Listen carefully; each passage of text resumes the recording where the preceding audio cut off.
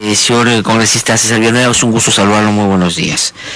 Muchas gracias por haber venido esta mañana a conversar con nosotros.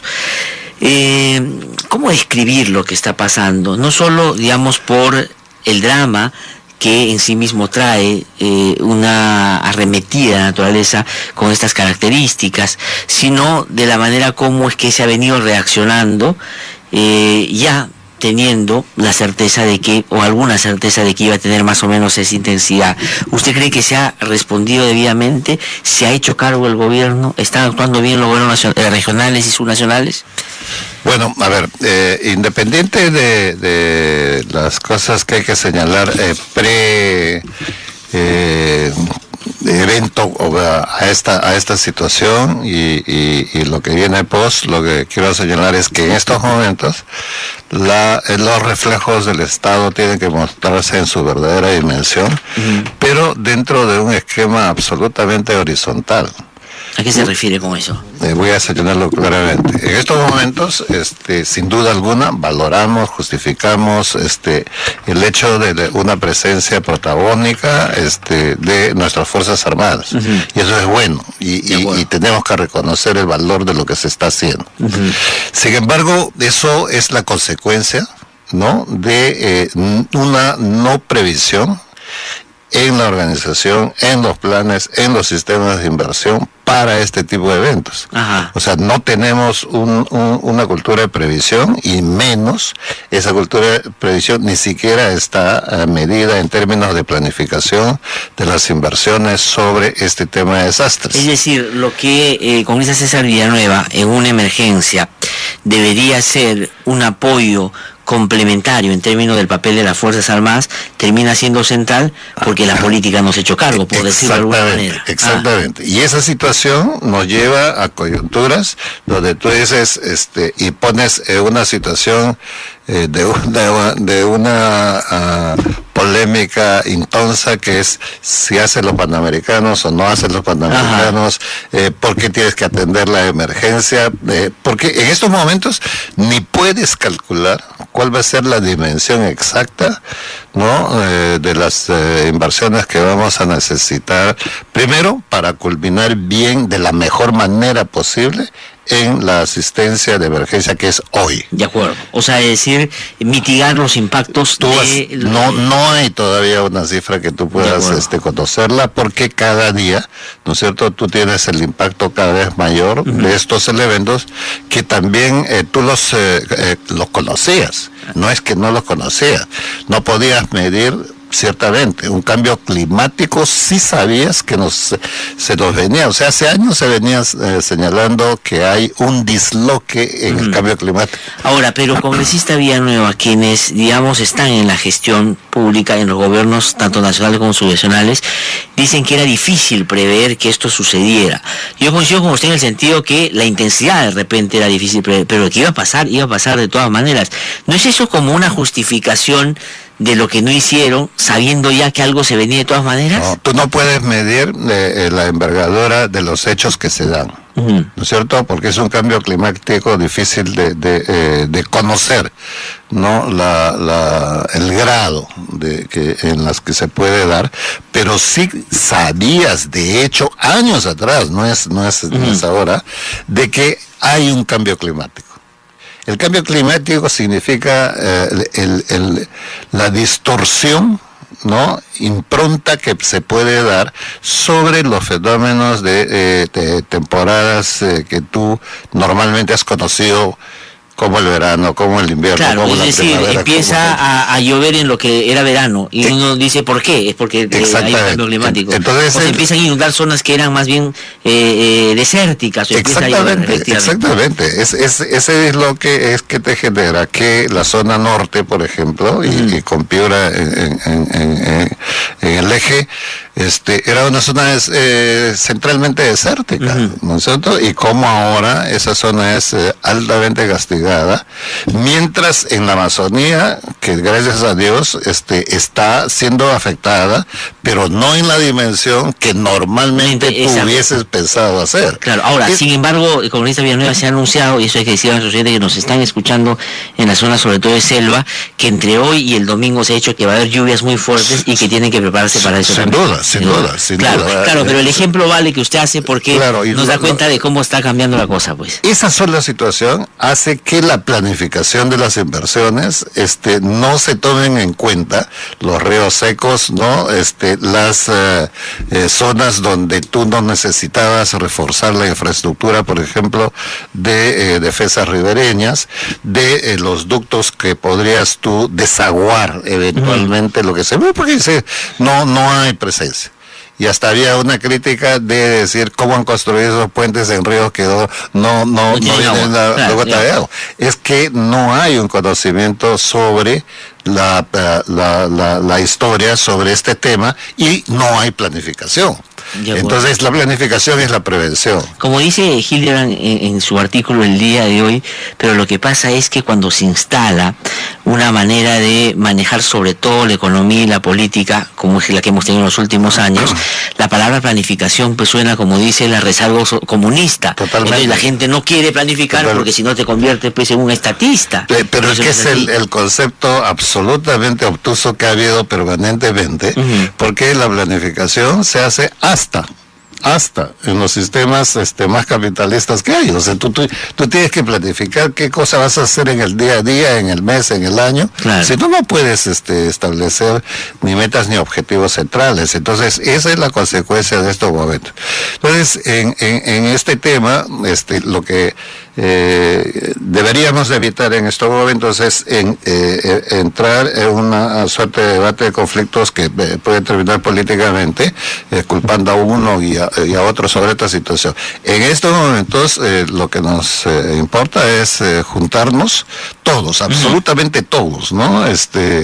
Y cuando digo todos es que nos ayude a gobernar su pequeño espacio, desde la familia hasta el presidente de la República, en esta situación. Ahora, y creo, congresista Villanueva, se ha dado ese paso, ¿no es cierto? Hoy, al margen de las diferencias políticas... Hemos dado ese paso bien. Sí, me parece que yo soy, como usted sabe, muy crítico, por ejemplo, el fujimorismo, de la propia presidenta del Congreso, pero creo que ha actuado bien en términos de plantear en este momento, como usted resuelve las tragedias, resguardar un bien superior, que es la integridad de la gente, todo lo que está pasando, y ahora han decidido colaborar y caminar en la misma dirección. Sin duda, a mí me ha dado mucha satisfacción el hecho que una sugerencia provenida de Alianza para el Progreso de suspender la interpelación del ministro Vizcarra se haya dado, un acuerdo colectivo, no importa ya en estos momentos quién lo haya dado, cómo se haya dado, lo que importa es que se ha dado. Y eso implica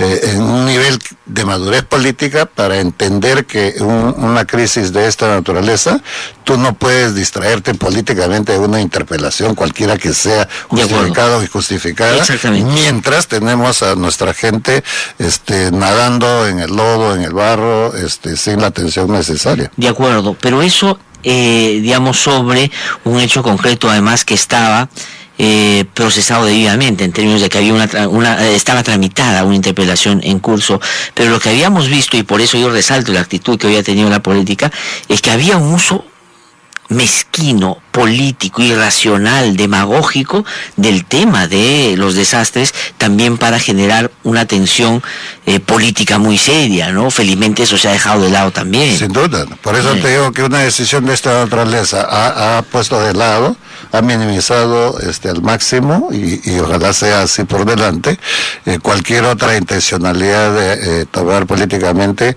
un drama de esta naturaleza. Sería incalificable, ¿no es cierto? Sí. Tú te imaginas un espectáculo discutiendo problemas políticos mientras nuestra gente se está ahogando en el lodo. Hubiese sido el golpe final ¿no? A la calificación tan baja que tiene en estos momentos el Congreso también, ¿no? Sí, la clase política en general. Claro, ¿no? en general. Ahora, ¿pero qué cree usted que ha finalmente llevado a que se esté un estallido de esta naturaleza en términos políticos? Digo, porque parecía que la convicción no lo era, porque antes había, yo he visto la conferencia previa a esta discusión sobre la censura que iba a ser el día, o la interpelación que iba a ser el día de hoy de Fuerza Popular, decir, le damos 2 semanas al presidente que nos diga si puede o no, ese era el tono hace un par de días. Sí, exacto. ¿No es cierto? Sí. Porque pueden haber sido 2 cosas también. Una, la convicción efectivamente de que hay que centrar nuestro interés y nuestra atención en estas zonas y estas personas, pero la otra puede ser la conveniencia política también de no aparecer frente a eso como indiferentes y dejando de lado estas cosas, ¿no? Totalmente estás en lo cierto, porque una posición intemperante en estos momentos, el perdedor es sencillamente que lo hace, ¿no? Por un lado, y por otro lado, en una situación donde tenemos las dificultades, no solamente de logística, sino fundamentalmente de gestión, mucho más que de dinero, ¿no es cierto? Por lo menos tenemos que darle el tiempo, el oxígeno y la concentración al Ejecutivo para que pueda hacer desde el lado que le corresponde todas las cosas para paliar la situación en estos momentos. Luego, más adelante, con resueltos los problemas de urgencias, podemos empezar a discutir un poco qué es lo que hay que hacer para los procesos de reconstrucción, porque si no, tú vuelves a caer en el inmediatismo, en el cortoplacismo, si es que no lo discutes a tiempo. Y discutir a tiempo no significa perder meses, sino que hay una lógica muy simple. Hay un sistema de planificación tan claro, pero tan claro que tú lo tienes que adoptar, y la planificación es para hacer el trabajo desde un día hasta 25 o 50 años por delante. Entonces tú tienes un país tan potente como el Perú, pero lo tienes en una fragilidad como la que tenemos hoy día. Claro. Y no solamente en el tema de Guayco. O sea, ¿usted cree que estamos, congresista Villanueva, otra vez, estamos frente a las 2 posibilidades? Una es hacerlo bien y ojalá esa sea la que se tome, pero la otra es como que no solo atender la emergencia, sino que la reconstrucción, hacerla pensando solo en el rédito político inmediato y no construir, una lógica que sostenga en el tiempo una mitigación a otras cosas que van a pasar de todas maneras. Si no miras por delante vamos a, por la situación de la coyuntura, vamos a hablar prevención. Pero prevención es planificación. Sin duda. Y tú tienes que planificar este país. Entonces, el no hacerlo, vas a estar diciendo, sí pues, pero estos eventos se dan todos los años y ¿por qué no hicieron? Mira, yo te voy a decir una cosa. Una de las inversiones que menos importancia ha tenido y se puede ver entre el número de solicitudes de proyectos de las diferentes regiones y la aprobación presupuestal, la defensa ribereñas. La defensa ribereña, ni siquiera estamos hablando de la defensa ribereña solamente en las regiones amazónicas como San Martín, estamos hablando de la defensa ribereña de Rímac, de Chillón, hoy día, por Dios. Entonces tú prefieres hacer una obra de infraestructura que haga un impacto, ¿no?, sobre la visión de está construyendo, pero las defensas ribereñas que tiene la gente con riesgo de este Rímac, que a veces tú lo ves como un hilo sucio, ¿qué pasa? Pero hoy día es la muestra de que puede llegar esta voracidad, ¿no? Pero por supuesto, entonces tú compara nada más los presupuestos de lo que tú haces como armar la ciudad. No sé, defender la ciudad. Entonces, y estás queriendo entrar a organismos de competencia de buen gobierno como la OSD, por ejemplo, y en la OSD no hay un país en el mundo, ahorita, en estos mismos momentos, cuya responsabilidad se le han encargado las Fuerzas Armadas. Por eso, justamente eso es lo que yo comentaba hace un rato también. O sea, yo creo que hay que romper con el autoengaño. Claro. Somos un país informal, somos un país que no planifica, somos un país que no va al fondo de las cosas y no actúa solamente en la emergencia. Y nosotros hemos inventado un país que es el que quiere llegar a la OSD. Entonces tú le vas poniendo cheque, ya tenemos... Entonces nos mostramos hacia afuera como un país con los problemas resueltos, cuando en realidad, mire el problema que tiene. Inclusive, imagínese usted, sáquele, amigos que nos escuchan, amigas, imagínense que no ha pasado el desastre que estamos teniendo. ¿Ustedes creen que la gente que vive en esa zona vive en condiciones aceptables? Es decir, hoy ha perdido lo casi nada o poco que tenía. Así es. Entonces, yo digo, este tipo de cosas nos muestra en nuestra real dimensión y nos lleva, le pregunto, a hacer esfuerzos reales para construir un país que realmente puede entrar a estos organismos como la OSD, pero resolviendo los problemas en serio. O sea, esto nos enrostra un país que no queremos reconocer. Por lo menos, exactamente, o sea, nos desnuda en una situación donde tú dices, bueno, yo quiero organizarme para entrar a esto, pero estás viendo que la base social, la base de infraestructura social que viene a ser este tema de defensas ribereñas, el tema del tipo de infraestructura de nuestras viviendas, el armado de las inversiones públicas, las propias características del Ministerio de Economía para aprobarte un proyecto no está funcionando porque tú no tienes una planificación, tú no tienes los marcos definidos, por dónde y dónde tienes que construir. Sí, pues. Ahora eso afecta entonces la posibilidad de que entremos a OSD. Tremendamente. Yo no sé si la calificación finalmente va a ser una calificación política o va a ser una calificación real, porque si tú haces una calificación real, podemos tener problemas de una buena calificación. Sí, nuestros oyentes recordarán, congresista César Villanueva, el terremoto del 2007, Pisco. Ahí también, antes de que pasara el terremoto, Ica era pleno empleo, todo estaba bien, no había problemas. Pasó el terremoto y nos dimos cuenta que no era verdad, que vivimos en la ficción. Yo no digo que esté mal que aspiremos, obviamente, a estar ahí donde están los países que tienen, pero si no generamos dos cosas que esas instituciones internacionales quieren: una es institucionalidad democrática sólida, porque ellos validan la democracia en base al funcionamiento de las instituciones, y la segunda es que no solo somos un mejor país en el papel, sino en la realidad, ahí no los podemos engañar. O sea, yo creo que esa es la discusión que hay que dar. Tú has señalado, yo recojo de lo que estás señalando una palabra, es institucionalidad. El Perú cada día, en cada decisión política, lo que hace es desarmar la institucionalidad, debilitar la institucionalidad. Por eso mismo, en este tema, por ejemplo, de las defensas, de las acciones de emergencia que hay que tomar en todo el país, la expresión del presidente de decir, bueno, vamos a mandar un ministro por cada departamento o por cada región, es una medida política, pero no es efectiva. Lo que tú tienes que agarrar es la organización local, regional, comunal, a ponerlo en funcionamiento. Claro. y el Estado. Y si un ministro va a ir, que vaya para decirle, oye, acá los recursos que necesitamos son estos, pero con el gobernador, con el alcalde. Claro. Porque si no los pones de costado. Sí. Las autoridades no pueden actuar si no tienen una capacidad de decisión inmediata. Eso estoy de acuerdo. La gestión en una sesión de emergencia no puede andar con papeles, no puede andar con la pecosa que dice, pero mira, fírmame primero para mandarte después.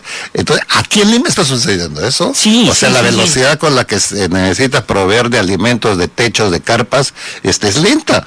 Tienes la información en cada hora, desde Chosica hasta el último rincón de Lima. De Lima, por sí, Dios, pues, imagínese ya te imaginas lo que está pasando en las regiones, efectivamente. Sí, yo también he visto mucho eso, y el presidente, tal vez, y el presidente del Consejo de Ministros con buena voluntad, lo que dicen es: sesionamos en Piura un Consejo de Ministros, está bien como gesto, y dejamos a 2 ministros ahí para que supervise. Claro, está bien, eso, como dice usted, ayuda a la foto, se están haciendo, pero claro, el alcalde y esos tienen que estar ahí también trabajando con ellos, ¿no? Claro que sí. Porque si no, se rompe el principio de autoridad también, y dejar de lado pues a quienes deberían estar atendiendo más el problema. Por supuesto, es que perdemos fuerzas, energía. Cada uno se tiene que responsabilizar, hasta el dirigente comunal, hasta el dirigente de barrio, porque tú tienes, en este tipo de emergencias es una locura. Mira, tú solamente en Lima, si tú has visto en estos pocos días, los grandes almacenes como Bon y todas esas cosas se quedaron un ratito sin agua. Sí. Han restringido ayer 5 litros por persona. Exactamente, Lima. Tú imagínate el resto. Entonces no vas a tener la capacidad gerencial. Con eso estás diciendo, no está haciendo nada el gobierno, no estamos diciendo eso. Lo que estamos diciendo, hay la necesidad de tener el sentido común de que tú tienes que utilizar todas las venas de tu cuerpo para poder restablecer cierta normalidad en una situación de emergencia. Claro, ¿no? ¿Y cómo se hace eso? Pero le voy a preguntar eso, le voy a dejar la pregunta y tengo que ir a una pausa breve con esta señora Villanueva, porque es importante que usted, además con la experiencia que tiene el gobierno regional, nos pueda ayudar. La pregunta es la siguiente: ¿cómo desburocratizar, cómo sensibilizar a la burocracia para que no pase como ese comercial que nuestros oyentes deben estar, que nos escuchan deben imaginar? Hay una persona que se está ahogando en el mar, y cuando viene una persona para atenderla con el seguro, le empieza a preguntar su nombre, cuál es, dónde vive, tiene trabajo, cuando lo que necesita es que lo saque de la emergencia, ¿no es cierto? Es un poco lo que pasa. Pero le voy a pedir la respuesta después de esta breve pausa, así que ya regresamos.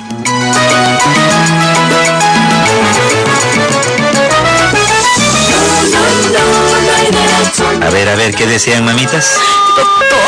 Doctor, mire cómo está mi hermana. Mire cómo me ha pegado mi esposo. Venimos de la comisaría, doctor.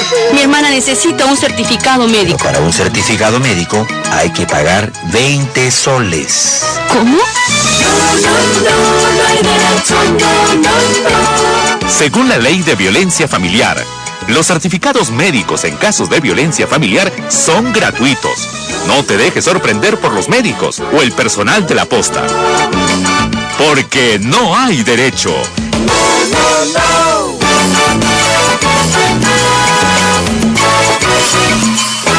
8:50 de la mañana. Estamos conversando con el congresista César Villanueva, de Alianza para el Progreso, representa a San Martín, ha sido presidente regional 2 veces de esta región, presidente del Consejo de Ministros, presidente de la Asamblea Nacional de Gobiernos Regionales, también creo que en 2 oportunidades, si no me equivoco.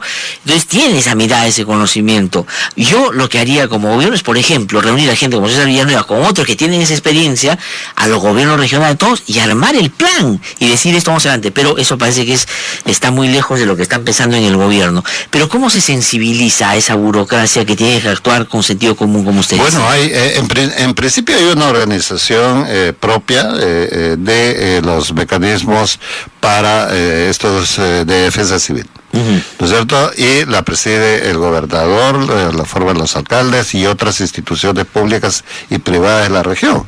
Entonces, el mecanismo hay. Lo que tú tienes que tener es afirmar el liderazgo de esos comités regionales, ¿no es cierto?, para la operación. Es lo que yo digo, las venas. Y el Ejecutivo lo que tiene que poner es a disposición inmediata los recursos que puede tener el Estado, tanto en el tema de equipamiento, de maquinaria, de recursos financieros, institucionales, como el tema de la policía, las Fuerzas Armadas, los bomberos, etcétera, a disposición de una cabeza central. Acá todo el mundo, tú no sabes de dónde te va a venir la ayuda. Si tiene que decidirse en Lima, si tiene que decidirse en el ejército, si tiene que decidirse en lo que queda de defensa civil, en la organización de defensa.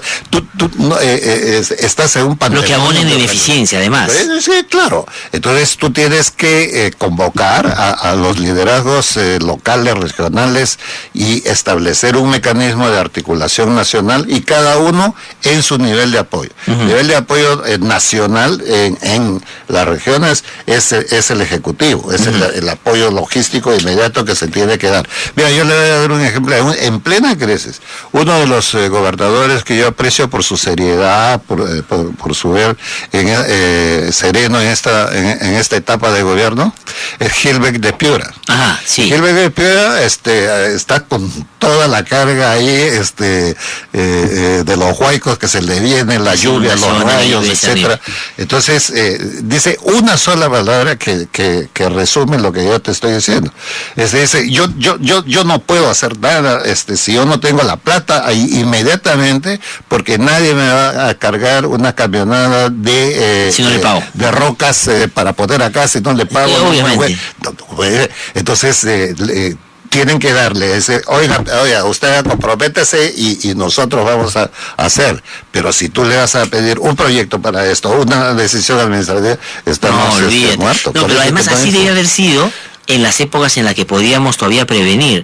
Yo me imagino un presidente regional, una autoridad local yéndose al Ministerio de Economía y decir, necesitamos hacer los canales de drenaje para el río.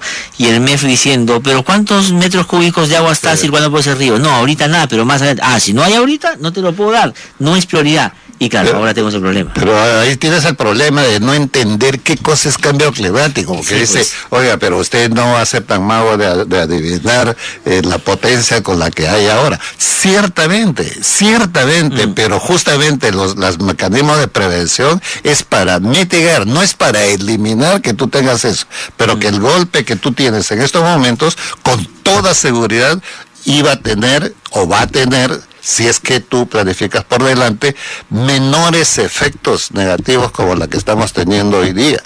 Hoy día es una muestra de que, claro, pues, las emergencias te van a llevar a una locura de acción por aquí y por allá.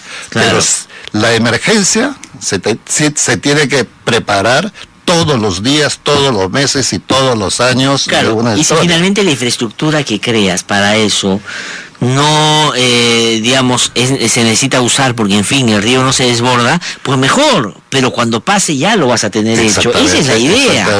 Pero tal vez ahí en un arranque de sinceridad, el ministro de Defensa, que ha estado, es verdad, uno de los más activos desde hace ya un tiempo, porque le encargaron en la lógica de los militares tienen que resolver el problema también, ¿no es cierto?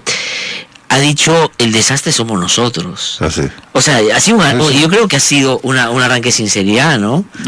Una palabra cruel, pero real, ¿no? Y yo aprecio mucho esa transparencia de haber reconocido que frente a un problema no es un problema de recursos, no es un problema de tecnología, es un problema de imprevisión y es un problema de tú desarmas las instituciones cada periodo de gobierno nuevo. Lo desarmas, porque sacas a toda la gente que has capacitado, has invertido en ellos en capacitaciones diferentes y pones nueva gente que no tiene. Claro. Entonces es lógico que una institucionalidad, por eso es que las instituciones del Estado tienen que ser absolutamente profesionalizados, con sistemas de compensación por méritos, y tú puedes cambiar las autoridades políticas, cámbiala, esa puede cambiarla 80 veces, pero las estructuras técnicas, y los planes, y los planes no se cambian, se mantienen, porque digamos, es como que en Estados Unidos, digamos, en algunas zonas, nuestros oyentes conocerán, porque cada cierto tiempo nos traen noticias al respecto, se producen pues esos huracanes muy severos, pero serían en Estados Unidos, imagínense que una autoridad diga, bueno, en realidad no podemos reconstruir eso porque no sabíamos que el huracán iba a tener esta intensidad. Claro. Eso no podría pasar, no existe. ¿No es cierto? Y cuando han sido huracanes severos, digamos, efectivamente se han quedado cortas las acciones, pero ellos ya saben que para la siguiente planificación tienen que ponerle más énfasis a las cosas. Ese es el razonamiento pues institucional de las cosas, ¿no?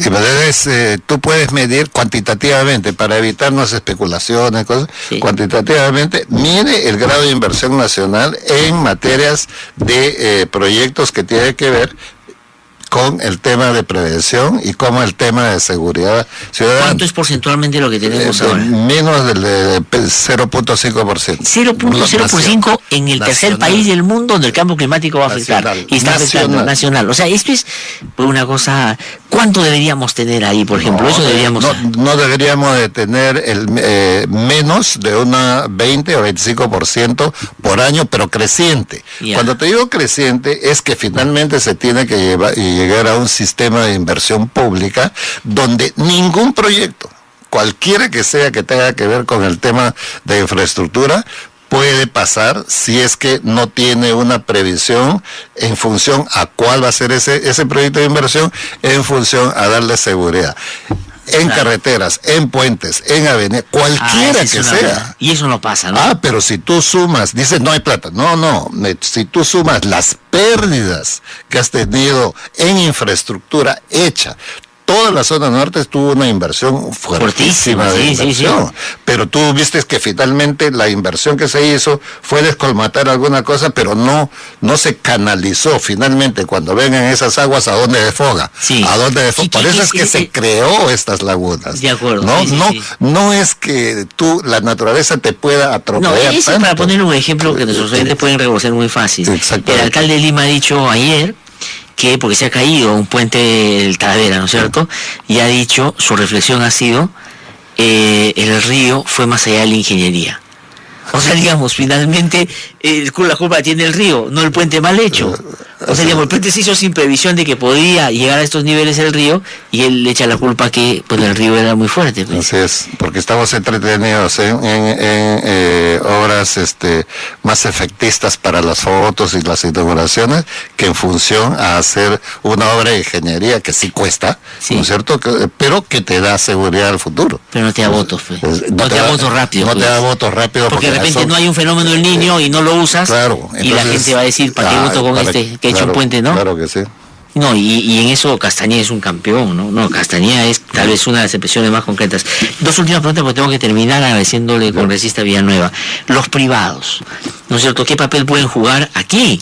El papel que usted espera de los privados es que salga el presidente de la Confip y diga que dejen de lado a los panamericanos, que es lo más que ha hecho en estos días. Los privados tienen acá un rol fundamental. Por eso que te digo que es nosotros tenemos que tener una organización multidimensional y horizontal, donde cuando digo todas las venas actúan, el sector privado está dentro de eso. Yeah. Y el sector privado tiene que tener una concepción de que cualquier obra que se haga y cualquier participación del sector privado para fortalecer las acciones de prevención, las acciones de planificación, es en réditos a que su propio negocio tenga sostenibilidad en el tiempo. Claro. ¿No es cierto? Un asunto práctico, si quiere. Así es de pragmático el tema. Claro, o sea, todos los intereses tienen juego en una organización horizontal, y para eso tú necesitas un mecanismo, una institucionalidad capaz de no sectorializarlo solamente, ¿no es cierto? Ajá. En su momento eso ha estado en Agricultura, ahora está en el Ministerio de Defensa. No, tienes que armar una política y un sistema institucional sobre este sistema en la que necesitan las fuerzas y el en las redes me preguntan que le pregunte, ¿no? ¿Cómo tome el aprovechamiento de algunas empresas aéreas con esta desgracia, las empresas terrestres también? Inaceptable, totalmente inaceptable. No solamente el tema del LAN que me ha parecido totalmente inaceptable una compañía de esa naturaleza, pero sino en todos los casos, no solamente las compañías aéreas, que en este caso específico LAN sí ha subido los pasajes casi en un 60-70%. Sí, ¿no es cierto? En un momento donde tú necesitas más bien la solidaridad de poner más aviones, no para que te dé gratis, pero sí no te aproveches de los precios como pasa en otros países, un tema normal. Lo mismo es en el tránsito terrestre. Hasta 400% dice que algunos casos no puede ser. Entonces, para mucha gente la crisis de nuestra gente, de nuestro país, aparece como una oportunidad de negocios, ¿no? Y eso hay que condenarlo tajantemente. Y este es otro tema, 20 segundos, que dice lo siguiente: usted preside la comisión que investiga los derrames de petróleo. Así es. Ya, preguntan por novedades, ¿cuándo se va a dar mantenimiento de ese oleoducto, que es otro drama que viven las comunidades nativas también? Y si han investigado ya si Petroperú ha cumplido con adquirir los seguros para pagar a terceros en caso de accidentes o derrames. Estamos en eso, hemos avanzado ya bastante, yo diría el 70% de las investigaciones que estamos haciendo. Petroperú ha incumplido en algunas cosas centrales, pero también los organismos de supervisión como EFA o Sinervin hay responsabilidades, ¿no es cierto? Bueno. Y obviamente que el tema de seguros es lo fundamental, pero tiene que ser seguros que se aplican en función a las responsabilidades de cada institución, porque seguro no te va a pagar si es que tú has incumplido en el tema de mantenimiento. Y entonces en esa etapa estamos tratando de aclarar bien la responsabilidad de cada uno. La responsabilidad de cada uno. Otro día lo invito para con más tiempo, cuando salga el informe, de repente por conversar. Le agradezco mucho, congresista Villanueva, por haber venido. Muy amable. Una pausa y regresamos.